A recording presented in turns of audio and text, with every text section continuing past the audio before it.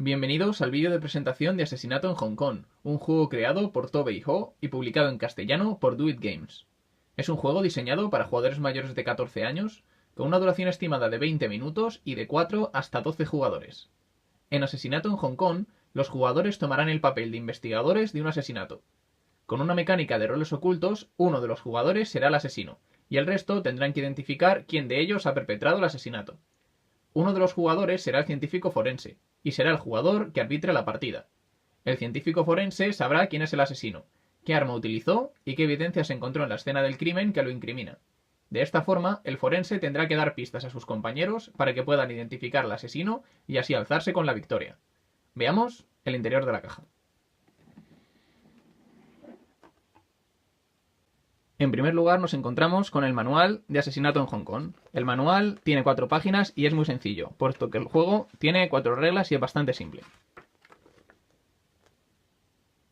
En primer lugar nos encontramos a ambos lados de la caja las losetas de escena del crimen. En ellas podemos encontrar las pistas que va a dar el jefe de la científica al resto de investigadores. Siempre tendremos una loseta de causa de la muerte que tiene 6 opciones: asfixia, herida grave, desangrado, enfermedad, envenenamiento y accidente.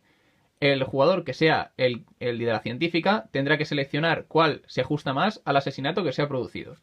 También nos encontraremos con una loseta del lugar del crimen que seleccionará el jugador que lleva a la científica, y el resto son más losetas que servirán para dar cierta información sobre la escena del crimen. Aparte, el juego también trae unas cartas de evento que se podrán utilizar durante la partida, que dan unos giros de tuerca adicionales a la mecánica. Como podéis ver, tenemos muchas de estas losetas y cada una pues da un tipo de información que puede ayudar a los jugadores a descubrir quién es el asesino.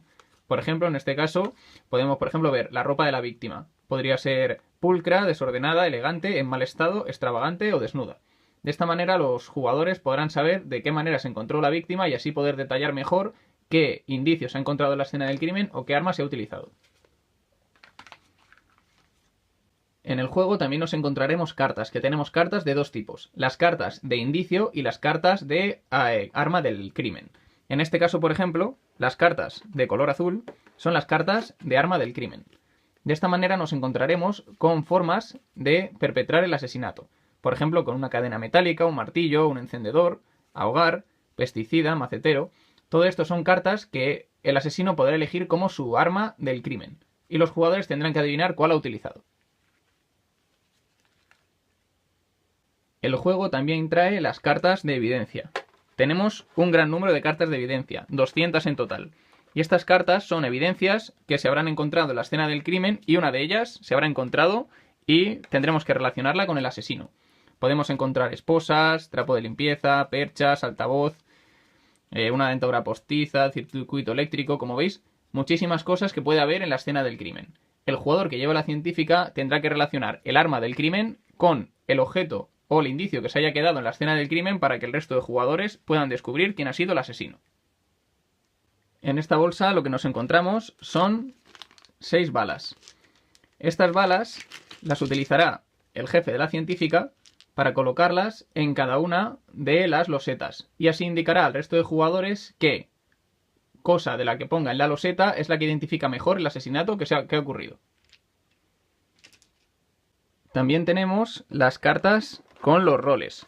Dentro del juego tenemos los roles básicos de investigador, el rol de científico forense, que es el que se encargará de dar las pistas al resto de jugadores, el rol de asesino, que es el que tendrá que intentar inculpar al resto de jugadores para que no le pillen. También tenemos el cómplice, que en partidas con muchos jugadores irá conjunto al asesino. Y también tenemos el testigo, que en partidas a muchos jugadores tendrá un rol en el que sabrá quiénes son el cómplice y el asesino, pero tendrá que intentar que no se le note, porque si no, al final el asesino y el cómplice podrían ganar aunque sean pillados.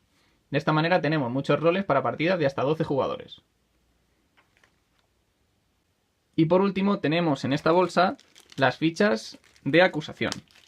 Estas fichas se le otorgará una a cada jugador y servirán para que los jugadores puedan acusar a otros jugadores si son el asesino, qué arma ha utilizado y qué indicios ha encontrado en la escena del crimen.